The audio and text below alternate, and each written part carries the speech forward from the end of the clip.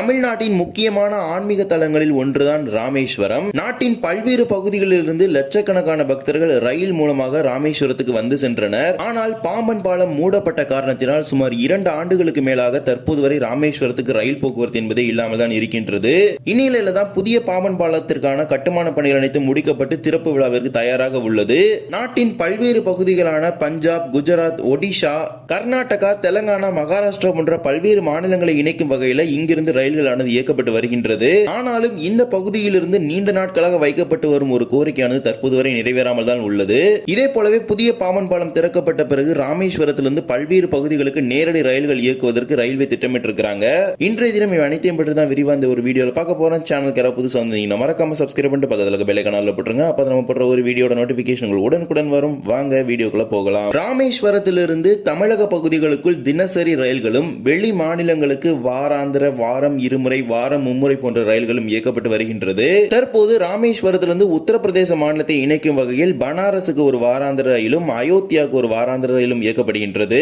குஜராத் மாநிலத்தை இணைக்கும் வகையில் ஓகாவிற்கு ஒரு வாராந்திர ரயிலும், ஒடிஷா மாநிலத்தை இணைக்கும் வகையில் புவனேஸ்வருக்கு ஒரு வாராந்திர ரயிலும், தெலங்கானாவை இணைக்கும் வகையில் செகந்திராபாத்துக்கு ஒரு வாராந்திர ரயிலும், கர்நாடக மாநிலத்தை இணைக்கும் வகையில் ஹூப்ளிக்கு ஒரு வாராந்திர ரயிலும், பஞ்சாப் மற்றும் ராஜஸ்தான் மாநிலங்களை இணைக்கும் வகையில் ஃபெரோஸ்பூருக்கு ஒரு ஹம்சஃபர் வகையிலான ரயிலும், ஆந்திர மாநிலத்தை இணைக்கும் வகையில் திருப்பதிக்கு ஒரு வாரம் மும்முறை ரயிலும் இயக்கப்பட்டு வருகின்றது.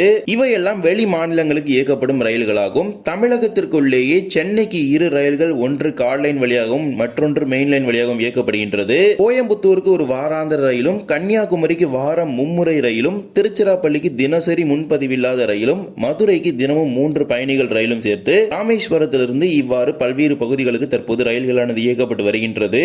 இது மட்டுமல்லாமல் இந்தியாவின் பல்வேறு மாநிலங்களுக்கு வாராந்திர, தினசரி ரயில்களை இயக்குவதற்கு திட்டமிட்டிருக்கிறாங்க.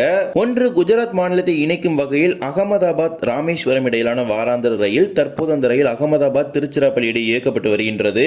மேலும் கர்நாடக மாநிலத்தை இணைக்கும் வகையில் 2 ரயில்கள், ஒன்று மங்களூரிலிருந்து ராமேஸ்வரம், மற்றொன்று மைசூரிலிருந்து ராமேஸ்வரம். ஏற்கனவே ஹூப்ளி, ராமேஸ்வரம் இடையே ரயில்களானது இயக்கப்பட்டு வருகின்றது.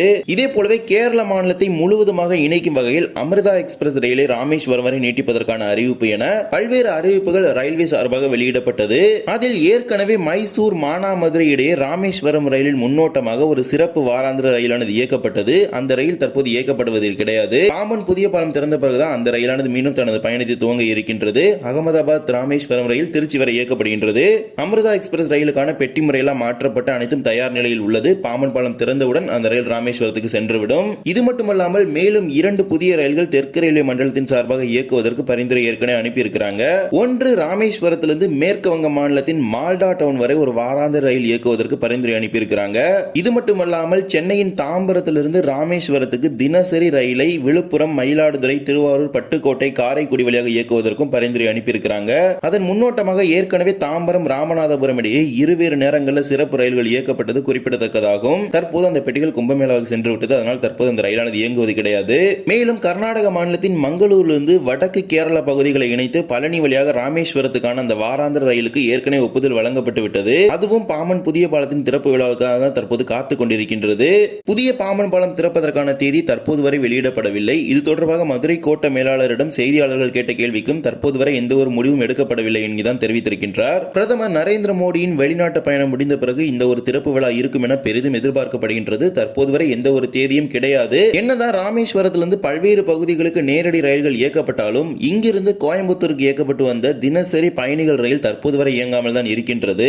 மீட்டர் கேஜ் காலத்தில் கோயம்புத்தூரையும் ராமேஸ்வரத்தையும் தினமும் இணைத்து வந்த அந்த ரயிலானது அகல ரயில் பாதையாக மாற்றப்பட்டு தற்போது வரை மீண்டும் பொள்ளாச்சி, பழனி, மதுரை வழித்தடம் வழியாக இயக்கப்படாமல் தான் இருக்கின்றது. இதற்கான பதிலாக ரயில்வே தருவது ஒன்று கோயம்புத்தூரில் இடம் இல்லை என்கிற ஒரே ஒரு பதில் தான். போத்தனூரில் புதியதாக பிட்லைன் அமைக்கப்பட்டு பராமரிப்பு வசதிகள் ஏற்படுத்தப்பட்ட பிறகுதான் இனிமேல் கோயம்புத்தூரிலிருந்து புதிய ரயில்கள் இயக்கப்படும் என தெரிவித்திருக்கிறாங்க. கோயம்புத்தூருக்கு இயக்கப்பட்டு வந்து இந்த பகல் நேர ரயிலை தினமும் இயக்க வேண்டும் என்கிற ஒரு கோரிக்கை அந்த பகுதி மக்களிடையே நீண்ட நாட்களாக இருந்து வருகின்றது. நீண்ட நாட்கள் அல்ல, அந்த ரயில் பாதை, அதாவது பழனி, பொள்ளாச்சி வழித்தடம் அகலப்பாதையாக மாற்றியதிலிருந்து அந்த ஒரு கோரிக்கையானது இருந்து வருகின்றது.